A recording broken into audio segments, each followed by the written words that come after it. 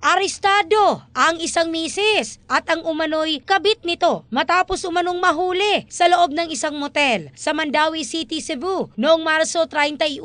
Kinilala ang mga sospek sa alias na Ivy, 42 anyos, na may asawa at residente ng Barangay Bakilid, at alias Joe, 32 anyos, may asawa rin at residente ng Barangay Kabangkalan. Kapwa dating empleyado ng city government ang dalawa. Lumabas sa investigasyon na nag-ugat ang operasyon sa reklamo ng mister ni Ivy na kinilalang si Dan. Madaling araw nang personal itong magtungo sa himpilan ng pulisya upang i-report ang umano'y relasyon ng kanyang asawa at humingi ng tulong sa mga otoridad. Sa panayam ng Brigada News FM Cebu kay MCPO spokesperson, Police Lieutenant Colonel Mercy Villaro Cantuna, matagal na umanong pinaghihinalaan ng mister ni Ivy ang relasyon ng dalawa at may mga chismis na rin ukol rito. Kasalukuyang nasa kustudiya ng pulisya ang mga sospek at naharap sa kasong paglabag sa Article 333 ng Revised Penal Code o adultery. In the heart